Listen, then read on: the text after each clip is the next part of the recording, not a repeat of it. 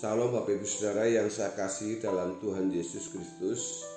Dalam kesempatan ini kita bersyukur kepada Tuhan, dan saya secara pribadi terus mendoakan Bapak Ibu Saudara semua yang mengikuti renungan kebenaran Gereja Betani Kebumen ini, agar Tuhan selalu menyertai saudara, memberkati dan selalu memberi kesehatan, kekuatan. Tuhan memberkati usaha pelayanan yang saudara lakukan. Terlebih Tuhan senantiasa ada pada saudara untuk membawa saudara pada kehidupan yang semakin berkenan kepada Tuhan. Bapak Ibu yang saya kasih dalam Tuhan Yesus, hari ini kita akan berbicara tentang kemerdekaan Kristiani. Bapak Ibu, setiap tahun kita memperingati hari kemerdekaan, dan bulan Agustus yang lalu atau setiap bulan Agustus kita pasti tanggal 17 Agustus memperingati hari kemerdekaan negara kita, Republik Indonesia. Saudara, kemerdekaan yang negara Indonesia miliki menjadi sia-sia atau menjadi sempurna kalau tidak diisi dengan usaha untuk memanfaatkan dan yang ada dalam negara kami, negara kita Indonesia menurut saya, yaitu alam semesta.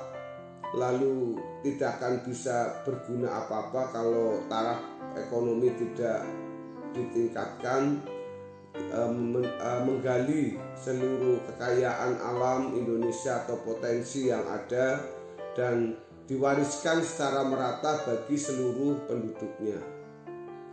Bila tidak demikian, maka bangsa ini masih dijajah oleh kemiskinan, kebodohan, dan berbagai kebutuhan lain. Demikian pula dengan kemerdekaan Kristiani. Sangat disayangkan banyak orang Kristen yang tidak mengisi kemerdekaannya dengan benar, sehingga tidak menikmati berkat kemerdekaan dalam Kristus. Banyak orang Kristen yang masih terikat dengan keinginan-keinginan daging, pikiran-pikiran negatif, tidak percaya, duniawi, khawatir, cemas, dan lain sebagainya. Keterikatan ini terbukti melalui ambisi, keinginan, dan keserakaan yang mereka tunjukkan. Artinya lebih terpikat dan terikat dengan barang-barang mewah, nilai harta yang melimpah, dan segala sanjungan manusia terhadap dirinya. Semua ini tanpa disadari merupakan belenggu yang mengikat orang percaya dengan percintaan dunia. Belenggu ini terbentuk ketika seseorang merasa sudah merdeka dan tidak perlu lagi mengisi kemerdekaan di dalam Kristus. Bagi sebagian orang Kristen, menjadi anggota gereja dan melayani sudah cukup. Padahal setiap orang percaya yang dimerdekakan oleh Kristus dipanggil untuk mengisi kemerdekaan itu secara aktif, agar mereka dapat menikmati sepenuhnya berkat dalam kemerdekaan tersebut. Di dalam Galatia pasal yang kelima ayat pertama mengatakan, firman Tuhan tertulis, supaya kita sungguh-sungguh merdeka, Kristus telah memerdekakan kita. Karena itu berdirilah teguh dan jangan mau dikenakan kuk perhambaan lagi. Teks ini mengisyaratkan kemungkinan terjadinya lagi perbudakan dalam kehidupan orang percaya yang sudah dimerdekakan.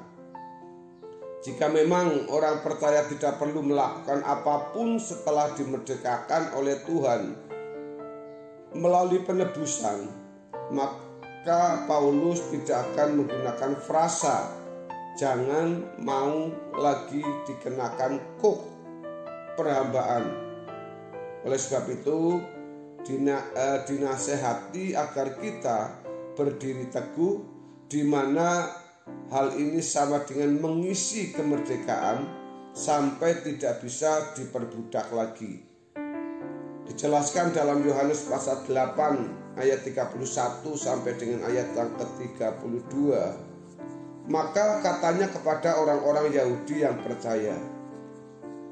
percaya kepadanya, jikalau kamu tetap dalam firman-Ku, kamu benar-benar adalah murid-Ku, dan kamu akan mengetahui kebenaran, dan kebenaran itu akan memerdekakan kamu.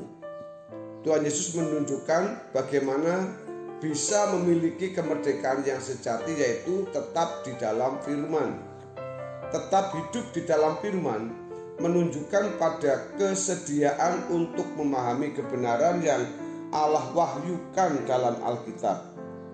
Kebenaran firman menjadi landasan untuk memperoleh kecerdasan rohani yang memadai.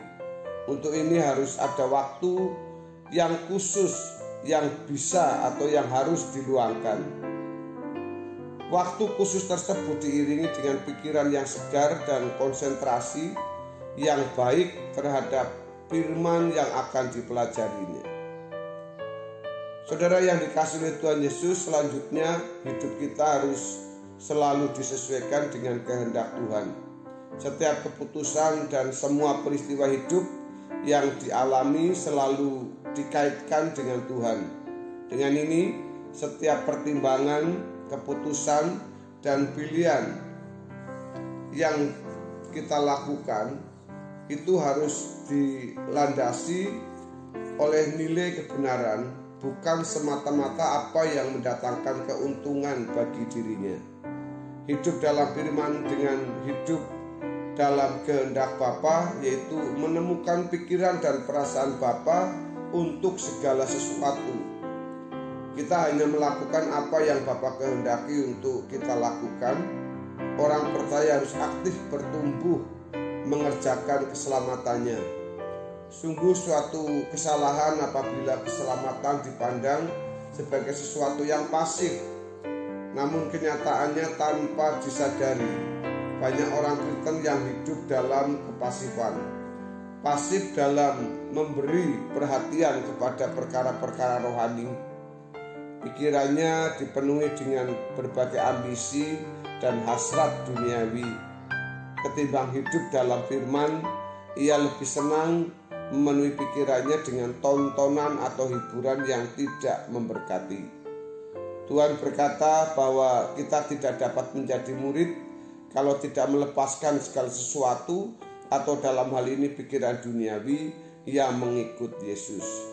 Jika kita berani melepaskan segala sesuatu, berarti kita menunjukkan keseriusan yang tertinggi untuk mengisi keselamatan yang sudah dimilikinya. Saudara, kita dimerdekakan untuk mengisi kemerdekaan agar tidak diperbudak lagi. Ini memang tidak mudah, apalagi kita telah lama digoresi oleh berbagai hal yang salah pada masa lampau. Pikiran dan cita rasa jiwa kita terlanjur mengecap duniawi atau mengecap dunia sebagai kenikmatan dan perkara rohani sebagai suatu beban yang tidak nikmat. Oleh karenanya suatu anugerah apabila kita masih memiliki kesempatan untuk merubah pikiran dan cita rasa jiwa kita dengan perkara rohani. Dalam hal ini kita hendak diselamatkan oleh Tuhan. Artinya kita hendak dikembalikan kepada pikiran dan cita rasa jiwa semula seperti yang Allah kehendaki. Proses pengembalian atau perbaikan ini memerlukan waktu dan kesungguhan yang tinggi. Kita bertanggung jawab untuk mengisi hari-hari hidup kita yang singkat ini dengan perjuangan mengisi kemerdekaan. Jangan puas menerima keselamatan dalam Tuhan Yesus dengan menjadi orang Kristen semata. Status tersebut barulah awal dari kemerdekaan kita. Kita perlu mengisi kemerdekaan tersebut dengan memperjuangkan manusia batiniah kita yang semakin serupa dengan Tuhan Yesus Kristus setiap hari.